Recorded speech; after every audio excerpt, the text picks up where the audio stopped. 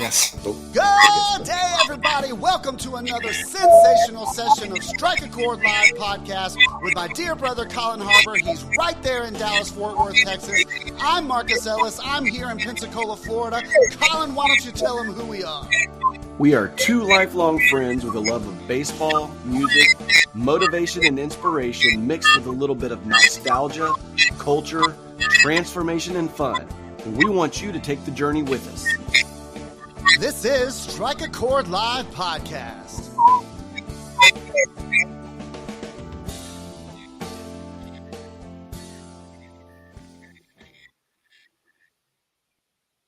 Like a Swiss watch, Collin.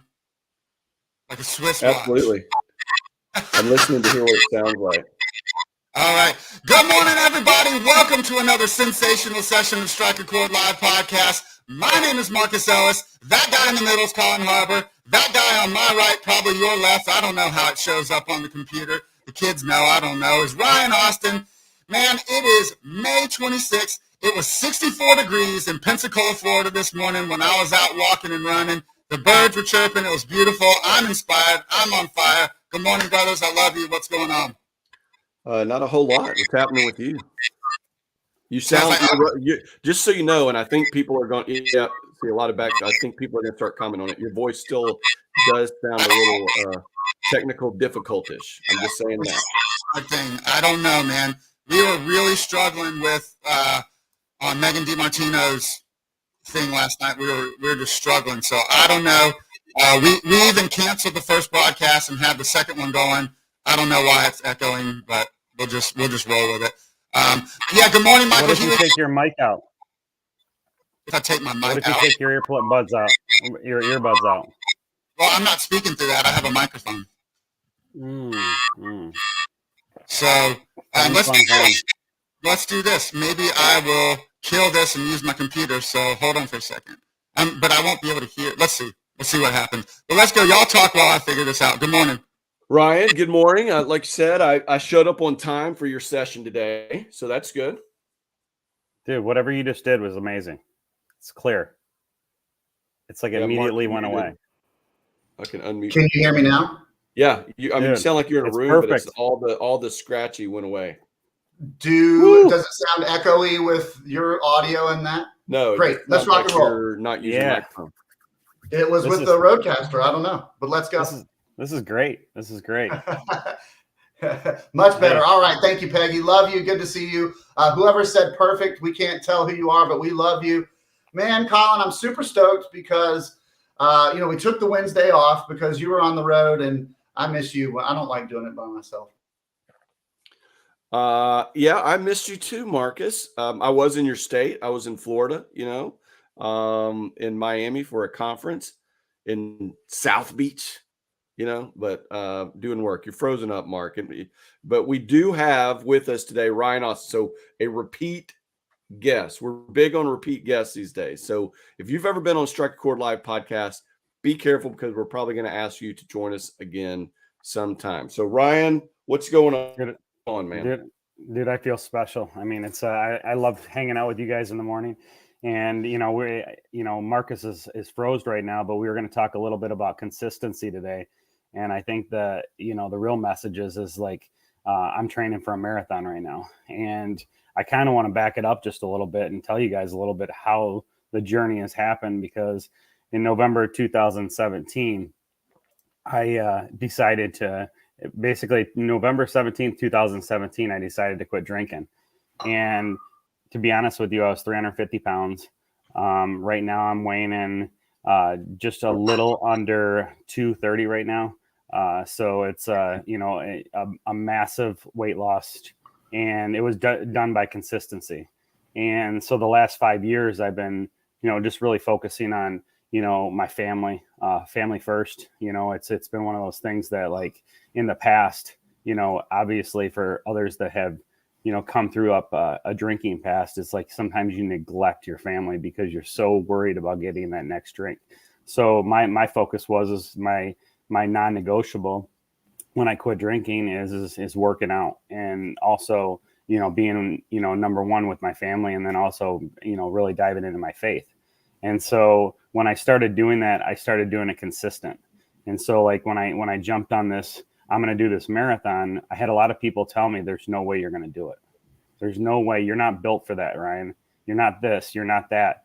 And, you know, what really solidified me is like, you know, God says you can do anything in life. And, you know, and I believe that he's going to be backing me on this, because when others tell me that I can't do something, it's one of those things that, like, as a man, I want to prove them wrong. And so it's not about me running this marathon. It's actually bigger than that. It's going through, you know, consistency, ups and downs, especially with, you know, having, you know, with running. It's something that I never liked. I used to tell myself I'll never run ever. And now I'm telling myself I'm going to run, and I'm a runner every single day. And to be honest with you guys, it's funny, because if you guys want to follow my journey, is I've never ran more than 3.2 miles in my life. And so like a lot of people, they start to think like, what is this guy getting into? It's 26.2 miles. I'm going to be running the Detroit Marathon in October, and it's going to be based on consistency. And you know what's something is really cool is I'm going to tell you what's getting me through this is having faith in God and asking him to put me through this. You know, and what I mean by that is through the hurt, through the pain, through the adversity, through the struggles, through the time, it's me aligning something that it's going to be very difficult to do. And so I think personally, it's going to be a very, very good journey for me, because it's something that I told myself I could never do. And then you listening to this should never, ever, ever, ever say you can't do something, because you can do anything through God. Well, Collin, that brings up a really good point. For those of you listening on replay, the hashtag replay, and watching on replay, just go back and rewind what Ryan just said. And Collin, have him, you know, tell you again that don't ever tell yourself that you can't do anything, because you, Collin, have run a half marathon, correct? I ran a half marathon, and I am really not built for running. Very similar to, I guess, like Ryan said, nobody really, I don't think, is built for running long distance. But yeah, it's about mindset, right? It's about consistency, as we're talking about today. And you know, it's fun. I will say this, Ryan, since this is the first time we really talked about you running a marathon. I'm sure you've gotten advice from everybody. My only advice would be is that when you're going through whatever training program, you know, ramping up the miles over time, that if you've like, I know a lot of people will do the push through the pain and all that kind of stuff. And that's true. But if you have like an Achilles or a, you know, if your plantar, you know, your fascia is off or whatever, you got to rest it. Because I didn't, after I ran my half marathon, I was like, well, I'm going to run a marathon now. And my Achilles got really bad. And I didn't let it rest. And because I wanted to push through, I wanted to get to the next, you know, and it's just never really been the same. So that's my only word of advice as an experienced half marathoner. Well, you are a marathon runner, Collin, and that's such a great point. It's listening to your body so that you can run the marathon, right, Ryan? And something that I've learned in my running, I guess the most I've ever done is a 15K. And Ryan, you were talking about prayer and faith, and I'll get to that in a second. But you know those little massage guns, those things? Get one and use it on your lower extremities, man, because it'll loosen up all those muscles and it'll allow you to keep going. But when I was running the double bridge run, the 15K here in Pensacola, first of all, it's in February. So it was like 20 degrees, and you're on a bridge over the Pensacola Bay. So the wind is whipping across. A few people had heart attacks. Thank goodness nobody died. Not in this past year. I didn't run it this past year because I was out of town. But as I was getting through it and the pain started to set in, probably about mile 6, I was just like, God, carry me to the finish line. And all of a sudden the pain alleviated. It went away. But Ryan, what you're chewing on, what you're attempting to swallow, I mean, it's at least 4, 5, 6 hours worth of running, right? Yeah, so I'm actually following a really strict routine. It's a 26.2 app for a marathon running, and I think what it does is it's doing interval training right now. I'm running 3 minutes on, a minute and a half walk. It's getting my speed up. It's getting my endurance up. It's getting my me back into shape.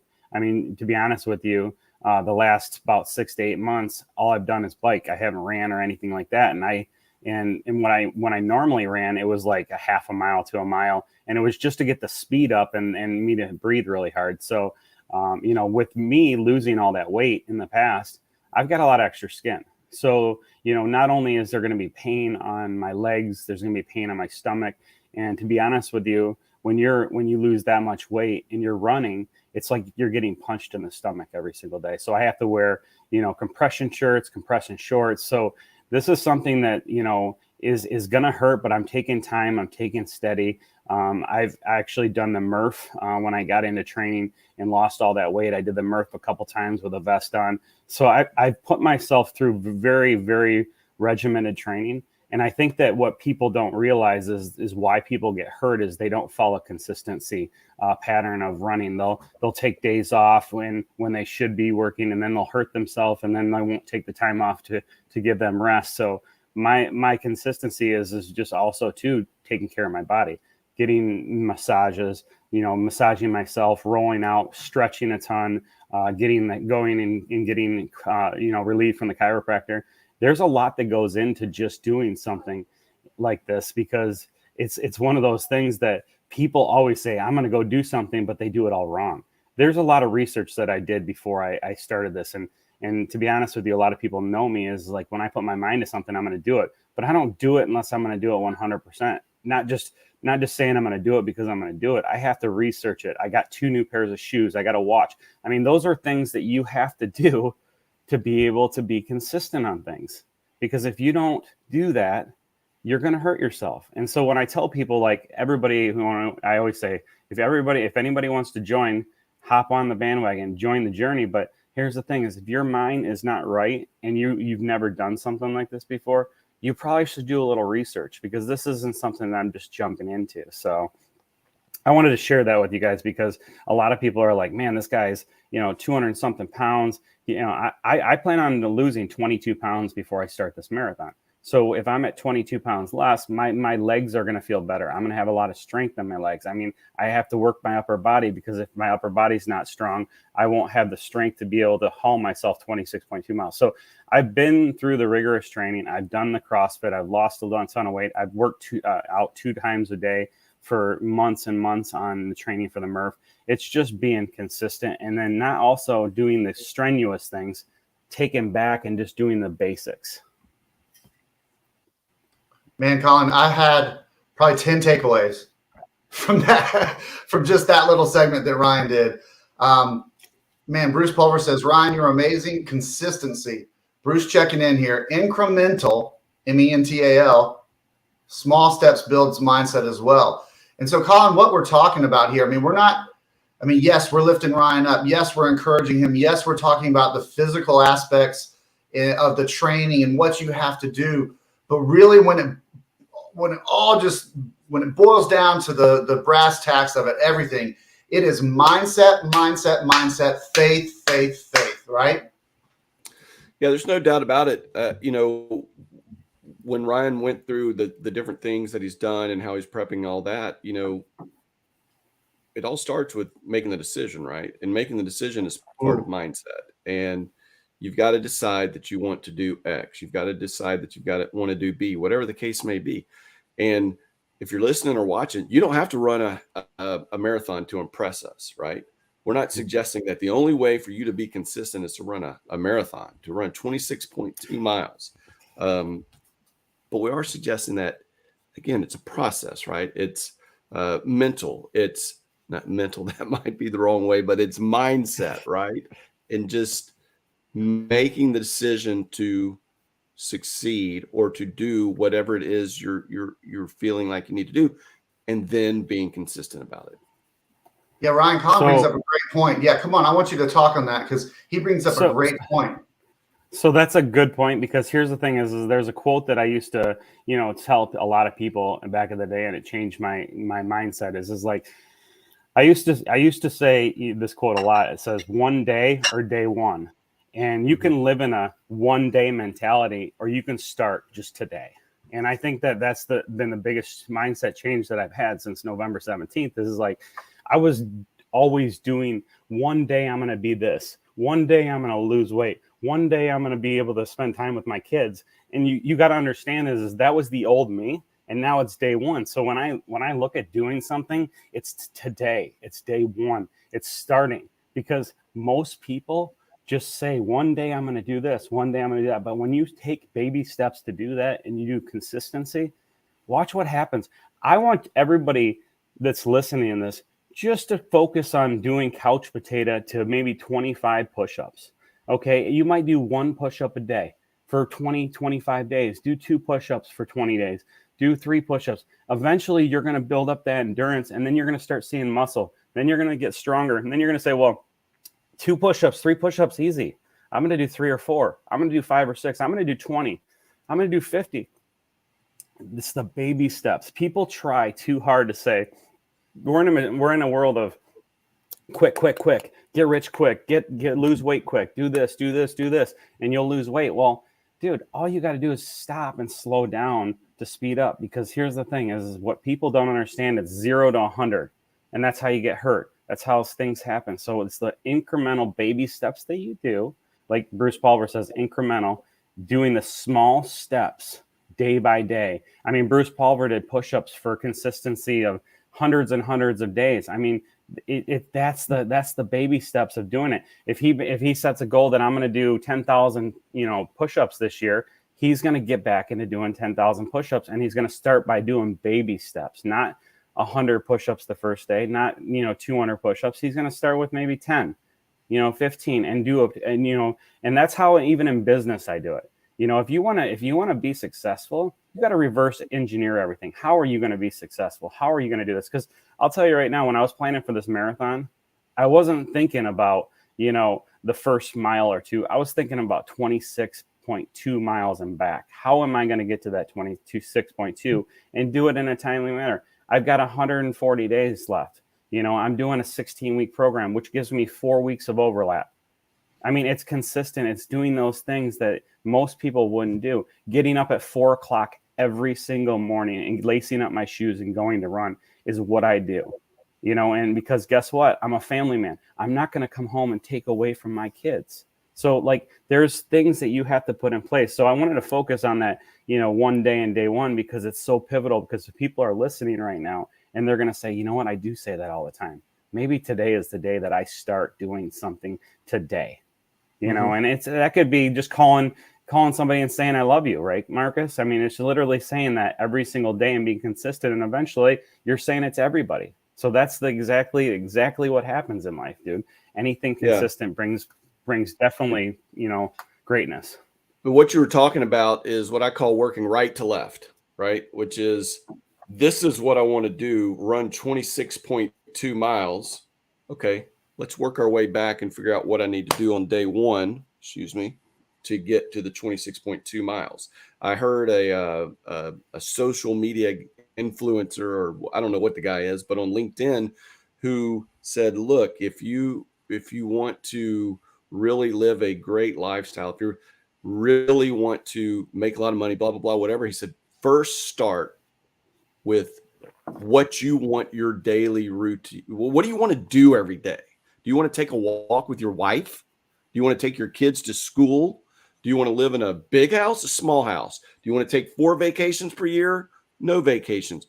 That's the right. And now work your way back. See what you need to do each and every day to achieve those goals, right? So it's the right to left mentality. Man, that's so powerful, Collin. I love that. And what I heard Ryan say, and real quick, I want to say good morning to Ryan Gallagher, my real estate partner. Good morning, Megan DiMartino. We had a fire podcast in your room and Propel last night, and I invite everybody to check that out. But what I heard Ryan say, and he didn't come out and say it, but what I heard him say is the beginning is the hardest, right? When you're running, the first 3 miles are the hardest.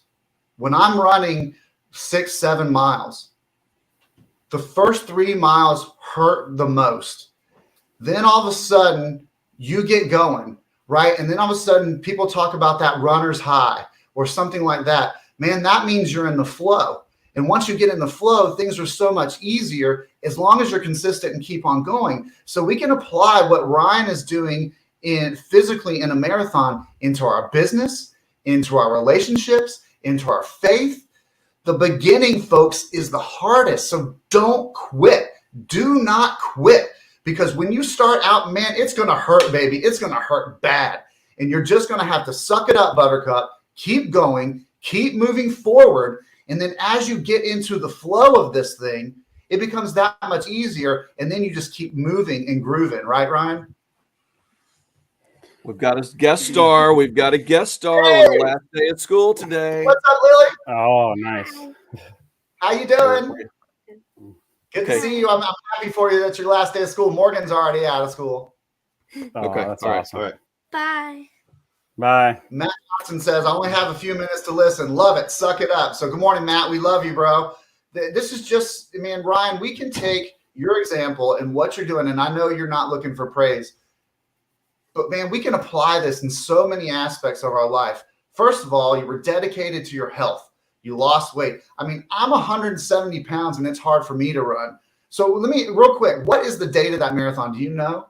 October what? Date is October 15th. Okay. And it's in Detroit, Michigan.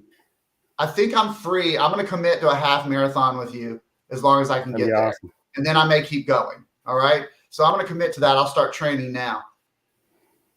You inspire me to do that. Collin inspires me. Collin's run a half marathon. I got to run a half marathon. Right. You know, you guys inspire me to do these things. You guys inspire me to go out and jump off a cliff in business, or, you know, take that gut punch or that bullet for my wife or my kids, whatever it is. We can apply this physical thing that Ryan's doing, this mindset thing that Ryan's doing, above all, the faith thing that Ryan's doing. And Michael Huey drops 1 Corinthians chapter 9, verses 24 through 27. You got to read it. He just put it in there. Like George Michael says, Collin, you got to have faith. Yeah.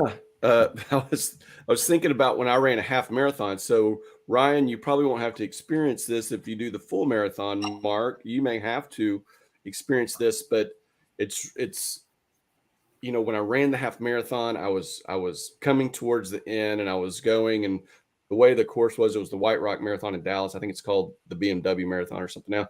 But the full marathon, you know, they start or whatever, and then the half marathon starts. And as I'm approaching like the final mile of my half marathon, the full marathoner leaders blow by us, like the world-class guys, you know, and girls, the ones that are like, and so you're sitting here thinking, man, they just ran 26.2 miles in the time that I've ran 13.1. So even if you run a half marathon, sometimes, you know, you get a little check, but yeah, there is, I mean, you got to have faith. Like you said, you got to believe in yourself as much as anything, right? You got to believe that you can do it and then just execute. You know, what's crazy is ever since I started doing this and I started posting stuff and kind of sharing my journey is like, I get people reaching out to me, and this is the best thing about it is like, I'm not doing this for Ryan Austin. I'm doing this to impact people. You know, it's like God's got my back. So it's like when I'm doing this, you know, I run every single day and I have worship music. And when I get into the worship music, and when I first started, that first mile was really tough. That, you know, and I'm videotaping myself because I want to see what my cycles are. Like I'm videotaping myself at mile 1 and seeing how my breathing is. I'm talking. Then I go to mile 2 and I'm videotaping myself and I'm like, wow, you know, I'm getting a little bit better. By mile 3, and right before I'm getting done, I'm like, wow, I'm just getting warmed up. And I start breathing, and my interval breathing is like, wow, I've calmed down. I've really, you know, at the first 1 or 2 miles, you kind of like hyperventilate a little bit. You're like, get your breathing in check, talk it. But here's the thing, is I run and I have worship music in my ears.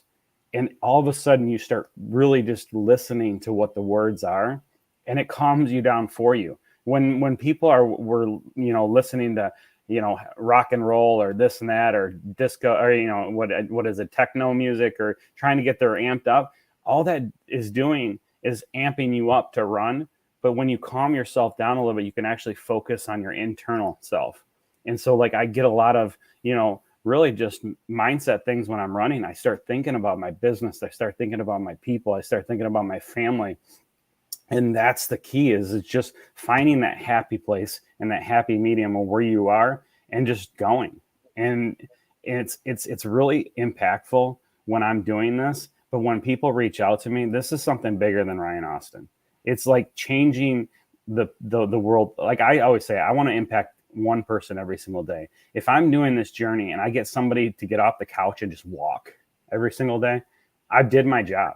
I did my job. If I get somebody to say, you know what, enough's enough. I'm not going to be late for work anymore. I'm going to focus on being on time so I can level up in my business. That's something too. It's doing the little baby steps of getting that little, when somebody's doing stuff, I'm self-motivated. I've always been self-motivated. It's just one of those things. When I want to do something, I'm going to do it. And others around me, I don't need to do that. But a lot of time is you have to have a circle that people push you and push you and push you. And when they push to the limits, you don't want to ever, be behind. So you're pulling people with you. I'm like my team at work. I'm like, let's go, guys, let's go. I'm constantly pulling them with me. It's because I don't want to leave anybody behind. And so when I'm doing this, I'm helping people level up regardless if I know it or not, because people are watching. And when you do things that you say and say what you do, that changes. Never, ever commit to something and 100% and say, I'm going to do something and let somebody down. That's just how I've always done it. I've always done that. If I say something, and my mom's watching right now, she'll attest to this. It's like, if I say something, I'm going to do it. And that's the biggest thing is just doing what you say. And it's the baby steps. It's doing things consistent to make sure you get that done. So powerful. So powerful, man. There's so many things are going through my head while you're talking. And man, it's just such an inspiration. And it's all about the one, right? It's not about the 99. It's about that one person that you can impact every day.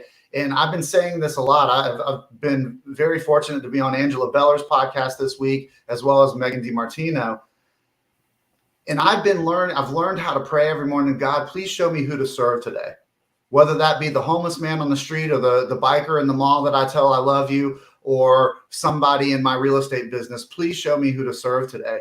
And by stepping up, Ryan, and sharing, first of all, your story of your, commitment to quitting alcohol, your commitment to losing weight, that's already an inspiration. You're already reaching out to people. But now doing this in your physical status is also creating that butterfly effect, that ripple effect, Collin, where that one person's inspired and says, hey, man, this guy inspired me to do this. And they're like, man, I see what you're doing. I'm going to do that. And all of a sudden, exponentially, we're changing the world by reaching out to one person. And changing the world, impacting others, and you probably don't even know, right? And it's since you got out, Mark, and got back in, it moved me over to the left side of the screen, and it's like I'm thrown off today. So I'm used to being kind of in the middle of the right, where I can look at the camera, like I have this system developed. And today it's completely different. And it's just been everything I can do. I thought about going out a minute ago and coming back in, but I didn't want to get into that. But you know what? I didn't even notice. You're handling it like a pro, like a champ. So we didn't even notice. I don't know. It's driving me crazy. Like it is. I'm about to pull out the rest of my hair. But the point I was trying to make, and I think you got it, was, it's not just the ripple effect and it's about the one, but it's also about, you don't know about it, right? It's not about people coming up necessarily and telling you, you impacted me so much. You'll get some of that probably, right, along the way in life when you impact others, but that's not what it's about. It's about the ones that you don't even know about. It's about the people who do things because you inspired them by acting. Something else that he said, Collin, something else you said, Ryan, is that somebody is always watching. The world is always watching. The world is watching you do this thing. So if you say you're going to do something, they're expecting you to fail. That's human nature. They're expecting you to fail. And I remember Glenn Lundy's story of when he drank water for a solid year. And he was at a conference and he pulled up to a bar and he ordered a water. And there was a guy across the bar that he didn't know that came over to him. He said, man, I was watching you. He's like, I wanted to see if you got a Coke or a drink or whatever, but you got water. And he didn't know this person. He didn't know somebody was watching him on the other side of the bar. So you don't know who's watching you. You don't know if it's a 12-year-old kid who wants to run a marathon. The point being is somebody's always watching you. So you need to live your life. For me, I strive to live the life of Jesus's words now. Did I do that in the past? No. Did I change? Yes. Do I make mistakes? Yes. Do I fall down? Yes. Do I get back up? Yes. Do I keep going? Yes. Do I persevere? Yes. And Ryan, that's what I see you doing in your life, and that's why it's so impactful. And Matt Johnson says, impact is most powerful when it is unintentional. It just is who you are. I said your name. I love that. Yeah, I love that. I love that. And I think too, with me doing this, and you said it best, is you don't know who's watching, is like, what about your kids? You know, Man. like what about your kids watching you do this? What about you telling everybody that you're going to do it and your kids are watching that? Yeah. Because and I see you getting emotional. That changes the directory of the kids, because when the kids see that, it's going to be a ripple effect, and it's going to change the world, because the way you can change the world is with the youth. So if you start doing things and saying what you're doing and your kids see that, they're not going to do that for others. That when I say I'm going to go help somebody out, I'm going to help somebody out. And the kids see that, they're never going to let somebody down. The problem we have in this world today is when somebody says something, they're too quick to quit on it. And then guess what? Your kids are watching that. And guess what happens to the kids? The kids quit the first objective they have. And we live in a society today like, oh, if you don't like your job or you don't do this, go get another one, just quit. That's not the right way to do things. You have to put in the work. You have to put in the time and be consistent. And I always tell people in life, you want to get somewhere in life, you want to be the best of the best, dive in and do the best of the best you can do, and just put on just put it to the floor and just do what you got to do to get there. Because what people want to do nowadays is they want to get there so fast, they skip all the steps. We talked about that in the beginning. It's like they want to do a marathon right away. Well, guess what? They're going to get hurt or they're going to fail. So it's being consistent. It's taken me 20 years to grow my company with my brother. 20 years. And people want to go out there in a year or two and do the same thing I did. And then I'm seeing so many people fall flat on their face. And I'm telling people, you do it steady and slow, and do it right. Don't do it the fast way, because it never works. You know, we're having huge success in our company right now. We're getting employees, we're getting people. And you know why we're getting people? It's because we built it the right way. The culture is coming. People are coming to our company because we're doing it the right way. And that's in everything in life. You always know who's watching, and don't be that guy that says something and does another. Because if you do that, you're going to have your kids watch that. They're going to be the same thing. So let's change the world today and literally start impacting our children. Hey, Collin. That was your mic drop moment right there. Mic drop. Wow, that's good. That's very impressive. We've got props.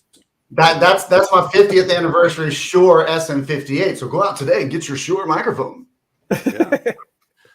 No, that's good, Ryan. Yeah, there's no doubt that slow and steady, or as Bruce said, slow is Bruce Pulver on the comments, slow is smooth and smooth is fast, right? It takes a while. There's Terrence. Love you, Terrence Elmore. I've got to get Lily to the last day of school. I know you do. Well, man, this has been amazing, Ryan. Obviously, you can come on anytime. Man, we love you, Terrence Elmore, Brown Sugar Cafe. You come on anytime. Bruce Pulver, Matt Johnson, any of you guys, come on. Any of you ladies, Megan DiMartino, Christina Macy, whoever wants to come on here, because you're all inspiring and changing the world. Collin, thank you for lunch this morning. I know you at school. Ryan, thank you for showing up, man. Love you guys, and let's go out and change the world today. See you guys. All right, we'll see y'all later. Peace and chicken grease. We're out.